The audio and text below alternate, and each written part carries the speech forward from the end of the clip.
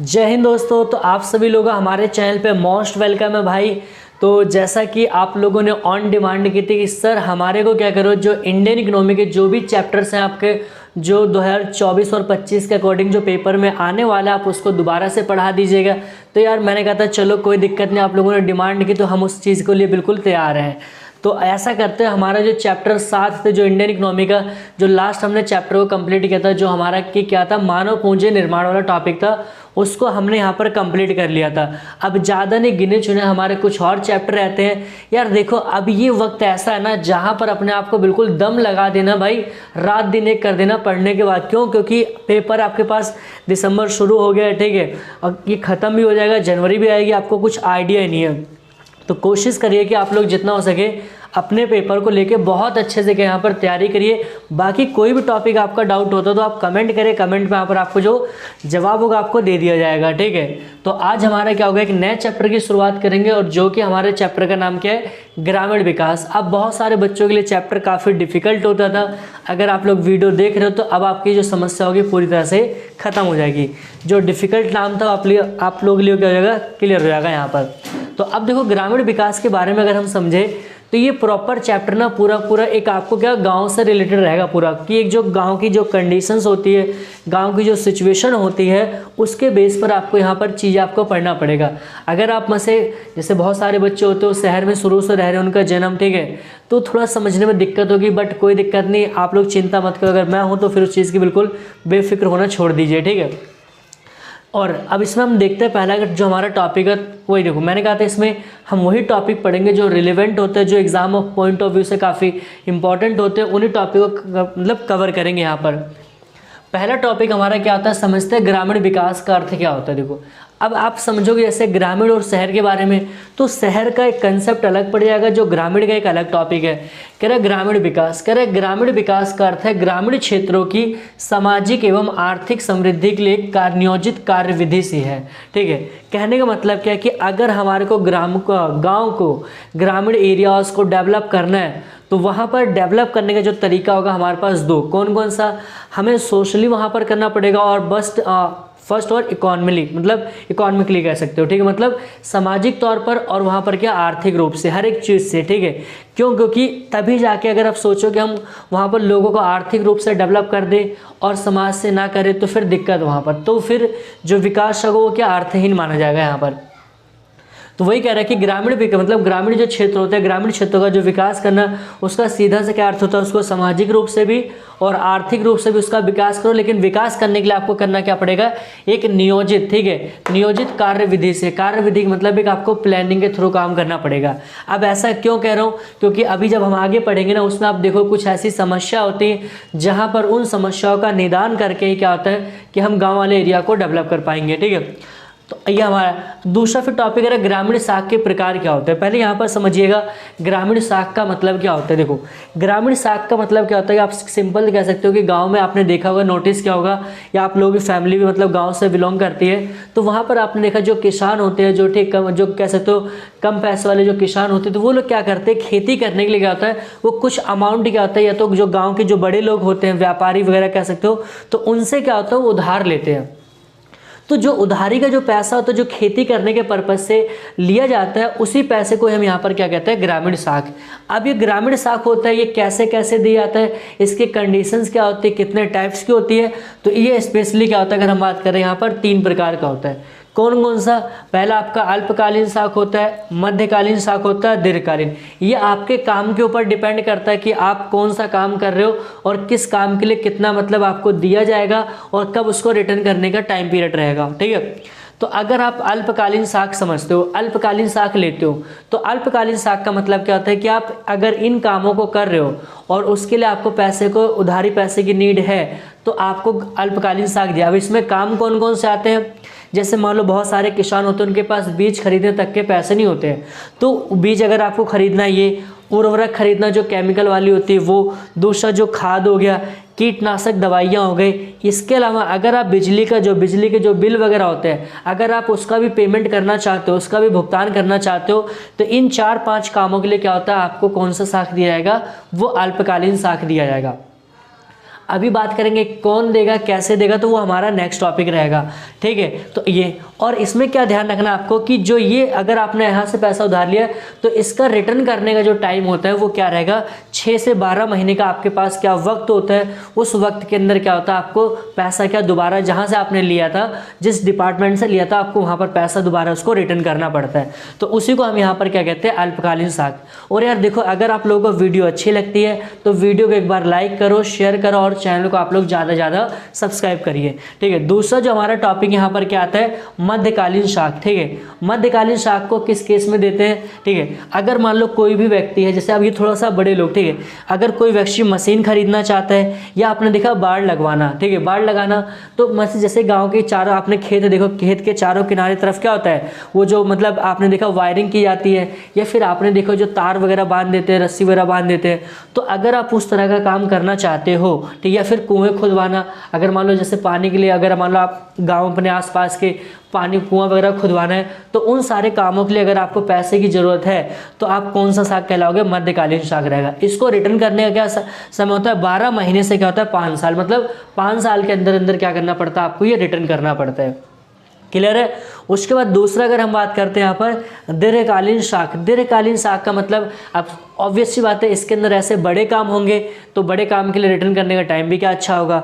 तो अब इसमें कौन से काम के लिए दिया जाएगा, तो जैसे आपने अतिरिक्त भूमि खरीदना, जैसे मान लो कोई होता है ना, कहता है कि भाई मेरे पास क्या 5 बीघा ज़मीन है, वो 4 बीघा ज़मीन और लेना चाहता है। तो अब उस केस में जब हम कोई नई ज़मीन खरीदना चाहते हैं तो उस केस में क्या होता है कि हमारे को कौन सा साख दिया जाएगा, यहाँ पर दीर्घकालीन साख देंगे, ठीक है। और अगर मान लो, चलो मान लो ज़मीन खरीद, अब किसी के पास ज़मीन ऑलरेडी है लेकिन वो क्या जंगल वाली ज़मीन है, मतलब जहाँ पर पेड़ पौधे बहुत ज़्यादा है, अगर आप उसको सफाई करवाना चाहते हो, उसमें सुधार करवाना चाहते हो, ठीक है, तो उस केस में अगर आपको पैसा चाहिए तो वो भी कौन सा रहेगा, दीर्घकालीन रहेगा। क्या रहेगा, दीर्घकालीन, ठीक है। इसका रिटर्न करने का टाइम पीरियड क्या होता है, 5 साल से 20 वर्ष के बीच में क्या होता है, आपको ये जो अमाउंट होता है आपको रिटर्न करना पड़ता है, ठीक है। तो जैसा कि हमने यहाँ पर देख लिया था, ठीक है, यहाँ तक हमने कि दीर्घकालीन में हमने क्या क्या देखा था। तो अब देखते हैं यहाँ पर साख, ग्रामीण साख के स्रोत। अभी हमने आपको क्या बताया कि साख इस तरह का होता है, मध्यकालीन होता है, अल्पकालीन होता है, दीर्घकालीन होता है। तो बात आती है साख देने का काम कौन सा करता है, कौन सा इंस्टीट्यूट करता है, गांव में जो साख की जो व्यवस्था होती है उसको कौन मैनेज करता है। तो उसके लिए भी यहाँ पर क्या होता है, ग्रामीण साख के 2 स्रोत बनाए गए। कौन से 2 स्रोत बनाए गए, एक आपका संस्था का, जिसे हम कह सकते हैं यहाँ पर ये गवर्नमेंट है, क्या गवर्नमेंट से रिलेटेड है, ठीक है। और दूसरा जो अगर हम बात करेंगे यहाँ पर क्या, मतलब गैर संस्थागत, जो क्या नॉन गवर्नमेंट है, क्या है, नॉन, जिससे गवर्नमेंट का कोई दूर दूर से कोई नाता नहीं है, ठीक है। तो अगर आप देखो यहाँ पर, अब इसमें बहुत सारे इसके अच्छाइयाँ होती है, बुराइयाँ भी होती है, दोनों के केसेस अलग हो सकते हैं, ठीक है। अब देखो यहाँ पर जैसे संस्थागत, ठीक है, गवर्नमेंट का रहेगा, तो इसके अंदर क्या क्या आते हैं, तो जैसे सहकारी साख समितियाँ हो गई, वो किसके अंदर आएगी, ये आपकी संस्थागत स्रोत में, ठीक है। इसके अलावा जो SBI हो गया और व्यापारिक बैंक हो गया। आप लोगों के लिए क्वेश्चन है, आप लोग कमेंट करके बनाओ कि जो SBI होते हैं, SBI की स्थापना कब की गई थी भारत में, आप लोग ये कमेंट करके बताइए, ठीक है, जिसको पता है कि SBI जो स्टेट बैंक ऑफ इंडिया, इसकी स्थापना कब की गई थी, ठीक है।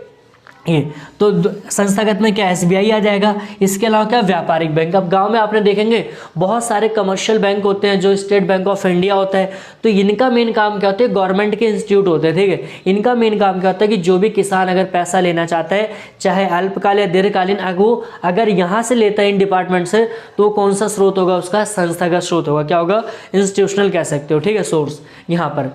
दूसरा, और इसमें क्या आता है, क्षेत्रीय ग्रामीण बैंक आपने सुना होगा, भूमि विकास बैंक। गांव में आपने देखे होंगे अलग अलग बैंकों के बहुत अलग अलग वैरायटी के नाम होते हैं, तो जैसे क्षेत्रीय ग्रामीण बैंक हो गया, उसके अलावा भूमि विकास बैंक हो गया। तो ये भी क्या एक प्रकार की यूनिट होती है, कहाँ पर, ग्रामीण क्षेत्रों की, ठीक है। और सबसे इंपॉर्टेंट टॉपिक आपको याद रखना कि नाबार्ड बैंक। अब नाबार्ड बैंक का इसको मैं अलग केस से पढ़ाऊंगा। नाबार्ड बैंक का जैसे गांव में आपने देखे होंगे ना कि जैसे हमारे पूरे देश में जितने भी बैंक है, बैंक का जितना भी डिपार्टमेंट है, उसका पूरा लीडर कौन है, तो आप कहोगे reserve bank of India, RBI है, ठीक है। लेकिन अगर हम बात करेंगे जो गाँव में जितने भी बैंक होते हैं, तो उन बैंक का हेड कौन होता है, नाबार्ड बैंक होता है, ठीक है। आप लोग ये भी कमेंट कर बताओ नाबार्ड की फुल फॉर्म क्या होती है और इसकी स्थापना कब हुई। 2 क्वेश्चन आप लोग कमेंट करके बताओगे जो बच्चे वीडियो देख रहे हैं, ठीक है। उसके बाद देखते हैं गैर संस्थागत स्रोत में क्या होता है यार, ठीक है। इन लोगों से थोड़ा डर लगता है हमें भी, ठीक है। आप इधर से ले लो चलेगा, लेकिन वहाँ से ना आपको ताने मार मार के आपको जीना हराम कर देंगे, इस तरह के लोग उसमें आते हैं, ठीक है। कहोगे ऐसा क्यों? क्योंकि ये चीज़ें कई बार पर्सनली इसको फेस किया गया है, ठीक है। तो यहाँ पर देखो गैर संस्थागत में जैसे भूस्वामी होते हैं जिनके पास बड़ी बड़ी ज़मीनें होती है वो हो जाएंगे, गांव के जो व्यापारी होते हैं वो लोग हो जाएंगे, इसके अलावा महाजन हो जाएंगे, ठीक है। और जो साहूकार वगैरह, ये ऐसे लोग होते हैं जिनका गवर्नमेंट से कोई वास्ता नहीं होता, गवर्नमेंट से कोई लेना देना नहीं होता है। तो ये लोग कौन से में आते हैं? गैर संस्थागत स्रोत में आते हैं, ठीक है। तो जैसा कि हमने मतलब अभी तक हमने क्या देखा था, जो साख के स्रोत होते हैं, तो हमने देखा गैर संस्थागत क्या होता है और संस्थागत क्या होता है, उसके हमने सारे के सारे पॉइंट देखे थे। तो अब यहाँ पर हम बात करते हैं जो आपका इसमें कुछ और टॉपिक होते हैं, जैसे नाबार्ड बैंक। मैंने आप लोगों से क्या कहा था कि जो आगे हम देखेंगे कि जो नाबार्ड बैंक होता है उसके बारे में यहाँ से कई बार क्वेश्चन आप लोगों के पेपर में पूछे आते हैं। और यार देखो, अगर आप लोगों को वीडियो अच्छी लगती है ना, तो वीडियो को लाइक शेयर और कमेंट में बिल्कुल भी आपको कमी नहीं करनी है, ठीक है। आप लगातार क्या करें, वीडियो को लाइक करो, शेयर करो और अपने ग्रुप में क्या करो, ज़्यादा शेयर करिए और वीडियो पर कमेंट भी कीजिए। तो नाबार्ड बैंक के बारे में देखो क्वेश्चन आपसे क्या पूछा जाएगा, एक तो इसकी जो इसको इस्टेब्लिश कब किया गया था वो, और दूसरा इसका जो फुल फॉर्म होती है ये, और इसका कार्य। 3 टॉपिक नाबार्ड बैंक से रिलेटेड आपके रहेंगे। तो पहले यहाँ पर कह रहे हैं कि नाबार्ड बैंक, तो इसकी स्थापना कब होती है? 1982 में, ठीक है। क्या होती है? 1982 में। मैंने आपको क्या बताया था, ये क्या होता है, जैसे कि हमारे जितने भी इंडिया में जितने भी ओवरऑल बैंक है, तो उन बैंकों का लीडर कौन होता है? तो आप कहोगे रिजर्व बैंक ऑफ इंडिया। तो वैसे ही क्या होता है, अगर हम बात करेंगे, जो कहीं ना कि जो रिजर्व बैंक ऑफ इंडिया वो नाबार्ड का भी मेन होता है, क्योंकि नाबार्ड बैंक भी उसके अंडर में आता है, ठीक है। लेकिन अगर हम बात करते हैं कि जो हमारे रूरल एरियाज होते हैं, जो ग्रामीण विकास बैंक होते हैं ग्रामीण वगैरह क्षेत्र में, तो वहाँ पर जो बैंकों का लीडर होता है ना, वो कौन होता है? नाबार्ड बैंक होता है यहाँ पर, ठीक है। तो इसकी फुल फॉर्म देखेंगे यहाँ पर क्या है। तो पहला क्या देखो नाबार्ड में, तो अब यहाँ पर क्या है, national bank for agriculture and rural development, ठीक है। क्या है? National bank for agriculture and rural development. ये आपका 1 नंबर का क्वेश्चन पेपर में कई बार आपसे पूछा जाता है, ठीक है। उसके बाद देखते हैं कि ये जो बैंक होता है इसका मेन फंक्शन क्या होता है, ये ग्रामीण क्षेत्र में क्या क्या काम करता है, इसकी क्या रिस्पॉन्सिबिलिटी होती है। तो पहला पॉइंट हम बात करेंगे यहाँ पर कि सर्वोच्च कोष प्रदान करना, ठीक है। कि जो नाबार्ड बैंक होता है, तो ग्रामीण, जैसे आरबीआई होता है, मैंने आप आरबीआई के बारे में पूरा कंसेप्ट पढ़ा रखा है। तो जैसे आरबीआई होता है, तो देश में जितने भी बैंक होते हैं, तो उन बैंकों क्या होता है कि उनको एक अंतिम ऋणदाता के रूप में पैसा फंडिंग करवाता है। लेकिन सेम कंडीशन में यहाँ पर जो नाबार्ड बैंक होता है, तो नाबार्ड बैंक का मेन जो कार्य होता है कि जितने भी ग्रामीण क्षेत्रों में बैंक होते हैं, गांव में जितने भी बैंक होते हैं, तो उन बैंकों को, ठीक है, उन बैंकों को जो वहाँ पर क्या होती है, जो कोष प्रदान करने का काम होता है, वो किसके द्वारा किया जाता है? वो नाबार्ड बैंक के द्वारा किया जाता है। पहला आपको काम याद रखना है। दूसरा कह रहे ग्रामीण बैंकों की गतिविधियों पर निगरानी रखना। अब सिंपल ही बात है, जब इसके अंडर में सारे बैंक काम करते हैं, तो इसकी रिस्पॉन्सिबिलिटी क्या बनेगी कि जितने भी उनके द्वारा एक्टिविटीज़ की जा रही है, किसको पैसा दिया जा रहा है, किसको नहीं दिया जा रहा है, किसको देना चाहिए, मतलब जितनी भी ओवरऑल एक्टिविटीज़ होती है, तो उन सारी की सारी जो एक्टिविटीज़ को कौन कंट्रोल करता है? वो नाबार्ड बैंक। कहाँ पर? ये ग्रामीण शहर में नहीं काम करता है, ये जो रूरल एरियाज होते हैं, जो ग्रामीण क्षेत्र होते हैं, उनके अंदर ये क्या कार्य करता है। नेक्स्ट पॉइंट देखो कह रहे हैं ग्रामीण बैंकों की गतिविधियों पर नियंत्रण रखना, ये हो गया। दूसरा कह रहे हैं राष्ट्रीय संस्थाओं से संपर्क बनाए रखना। अब यहाँ पर राष्ट्रीय संस्था का मतलब क्या होता है कि जितने भी, जैसे हम बात करेंगे पहले तो जो गवर्नमेंट होती है हमारे देश की, सेंट्रल गवर्नमेंट, वो हो गया। इसके अलावा आरबीआई हो गया, ठीक, और जितनी भी हमारी संस्थाएं होती है राष्ट्रीय, उन सभी के साथ इसका संपर्क क्या होता है? बना, मतलब ये संपर्क क्या बना के रखता है। क्यों? क्योंकि सिंपल ही बात है, ये बहुत बड़ा नहीं होता। जैसे पूरे देश में जो हमारे इंडिया में पूरा जो बैंकिंग सिस्टम है, तो उस पूरे के बैंकिंग सिस्टम का लीडर कौन होता है? आरबीआई होता है। तो इसकी रिस्पॉन्सिबिलिटी बनती है कि जितने भी यहाँ पर और भी संस्थाएं हैं गवर्नमेंट से जुड़ी हुई, तो उनसे सबसे क्या करना? अपने आप की कनेक्टिविटी बना के रखना, ठीक है। नेक्स्ट पॉइंट क्या कह रहा है? प्रोजेक्ट का मूल्यांकन तथा संचालित करना। अब देखो, जैसे आपने देखा है कि जो कमर्शियल बैंक होते हैं गांव वगैरह में भी, ठीक है, तो वहां पर क्या होता है कि उनके द्वारा कोई ना कोई प्रोजेक्ट लाया जाता है। क्या होता है? कोई ना कोई प्रोजेक्ट होता है, किसी न किसी टॉपिक पे प्रोजेक्ट पे काम किया जाता है। तो इसकी रिस्पॉन्सिबिलिटी क्या होती है कि उस जो प्रोजेक्ट होता है, उस प्रोजेक्ट को एनालिसिस करना और उसके ऊपर उसको मतलब एक रेगुलेट करने का काम करता है, ठीक है, ताकि जो बैंकिंग सिस्टम को और क्या हो जाए वहाँ पर और उसके अंदर क्या सुधारा जा सके। तो ये कुछ हमारे क्या होता है नाबार्ड बैंक को लेकर। वैसे कुछ टॉपिक आपको पूछा है कि यहाँ पर सहकारी साख समितियाँ क्या होती है, ठीक है, तो ये भी एक प्रकार की क्या होती है, ये संस्था का स्रोत का एक पार्ट होता है, हमने पढ़ा है, ठीक है। ये भी एक प्रकार का जो गवर्नमेंट इंस्टीट्यूशन होता है, ये भी कह सकते हो उसमें। अब ये जो सहकारी साख समितियाँ होती है इनका मेन काम क्या होता है, ये क्या काम करते हैं, पहला क्या होता है, ये किसानों को क्या करते हैं, उचित ब्याज दरों पर क्या साख प्रदान करना होता है। मतलब जो भी कहाँ पर काम करते हैं, ग्रामीण क्षेत्र। आप सिंपल लिख सकते हो सहकारी साख समितियाँ वे समितियाँ होती है जो ग्रामीण क्षेत्रों में, ठीक है, किसानों की समस्याओं का समाधान करती है। कैसे करती है, तो ये पॉइंट आपका यहाँ पर ये रहा।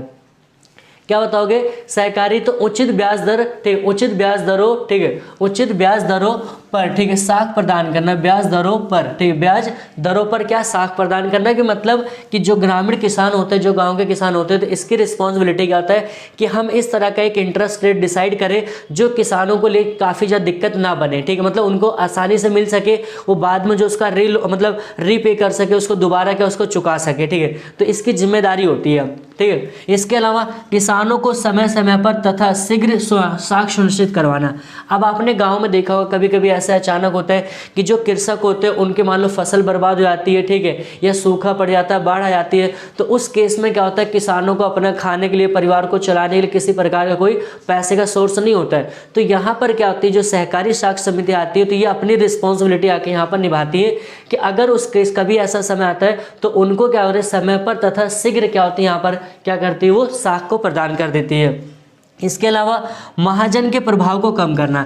तो महाजन ये पता है क्या होता है, आप बताओगे तो ये कहोगे सर ये गैर संस्थागत स्रोत होते हैं। कौन से, ये गैर संस्थागत स्रोत होते हैं। अब गैर संस्थागत का मतलब क्या होता है, सिंपल बात है, यहाँ पर आपको ब्याज दर अधिक होती है, ठीक है, आपको, ठीक है, और इसके अलावा अगर आप नहीं चुका पाते तो आपकी जमीन वगैरह आपसे काम करवाते तो इस कैटेगरी में, हाँ, तो इसका मेन अब काम क्या होगा, ये क्या करती है, जो किसान वगैरह होते हैं उनको शोषण से बचाती है। किसके, महाजन हो गए, व्यापारी हो गए, साहूकार वगैरह, ठीक है। इसलिए कहीं गवर्नमेंट सेक्टर उतारा गया ताकि किसानों का नुकसान ना हो, किसानों को परेशान ना किया जाए। तो जो भी यहाँ पर क्या होता है, इनका प्रभाव होता है, तो इन प्रभाव को कम करती है कौन, साख समिति के द्वारा किया जाता है, ठीक है। उसके अलावा देश के सभी क्षेत्रों में साख सुविधाएं फैलाना, ठीक। अब इसका मेन काम कहता है कि हमारे यहाँ पर, ठीक, पूरे इंडिया में, ओवरऑल इंडिया में बात करते हैं तो पूरा जो इंडिया, तो वहाँ पर जितने भी ग्रामीण क्षेत्र है तो हर एक ग्रामीण क्षेत्र में ना साख की एक रेगुलेटेड व्यवस्था बना दे, एक रेगुलेटेड यहाँ पर इंस्टीट्यूट बना दे जो क्या एक गवर्नमेंट हो, क्या है, जो गवर्नमेंटल हो, ठीक है, जिस मतलब गवर्नमेंट के थ्रू क्या हो वहाँ पर लोगों को पैसा, जिससे किसानों को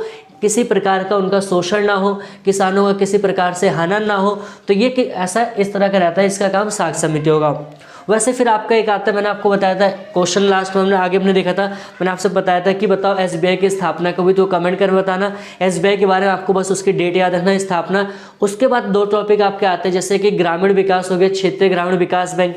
तो इनका ये स्पेशली उन एरिया में काम करते हैं जो बहुत दूर दराज वाले होते हैं, जो बहुत ज़्यादा विकसित नहीं होते, ठीक है। तो इनका मेन काम क्या होता है, उस एरिया को सुधार करना, वहाँ पर साख की व्यवस्था प्रदान करना, जो भी दिक्कतें होती है उस दिक्कतों को खत्म करना।